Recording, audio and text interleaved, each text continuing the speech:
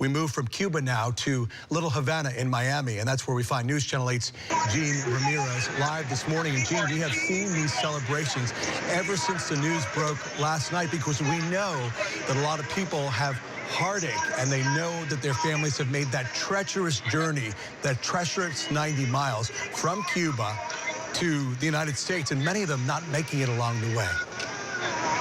That's right, Paul. Good morning to you. Definitely a momentous occasion here in South Florida. These people have been waiting for this moment for decades, even though some are saying this may not mean anything when it comes to the politics, because Fidel Castro has not been in power in Cuba for more than 8 years now, but still, he is that core figure of the Cuban Revolution.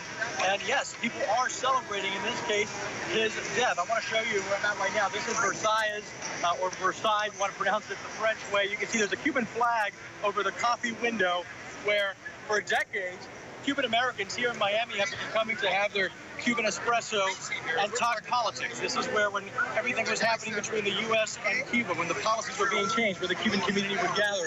And you can see out here in the street, Miami police has shut down the street. This was the spot of the all-night celebrations. Right now, the crowd has thinned out a bit. Now, when we talk about celebrations, you don't really associate that typically with death. But I had the opportunity to speak to Miami Mayor Tomás Regalado last night. He explained to me why this is, in fact, a celebration. Listen in.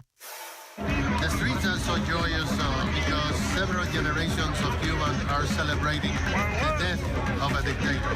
Not the death of a human being, but the death of a dictator. This is a dictator that has hurt the lives of at least 4 generations of Cubans, inside and outside the island. Their families have been divided. There are people who have relatives that have been shot, people whose relatives have been in jail for many years. So most of Back here live on 8th Street in Miami's Little Havana neighborhood, in front of the famous Versailles restaurant. You see a different crowd from the crowd you saw last night. Those were the all-night revelers. Now you're seeing people who are just waking up to this news. Again, coming out here to be in community, to talk about what's happening, to share why this is so momentous in their lives. This crowd will continue to get bigger throughout the day. We'll continue to cover this for you here from Miami. Paul, back to you. And as we know, the news of his death was long anticipated. And, you know, as you said earlier, Gene, it had become a joke because it had been said so many times over and over again, Gene. But now the news is indeed real. Yeah, that is true. You know, I was taking some Facebook Live video when I first got here a little after midnight. And what I was mentioning was that they've almost had a dress rehearsal for this event on several occasions, because they have heard the rumors of his death in years past.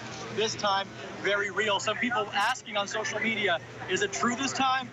And we know, in fact, it is Fidel Castro's own brother, Raul Castro, announcing his death last night. All back to you. Gene Ramirez, of course, live on the ground for us in Miami this morning. Gene, thank you so much. All right, take a look at this picture. This is the last public photo of Fidel Castro, taken back on November 15th during the visit of Vietnamese President Tran Dai Quang.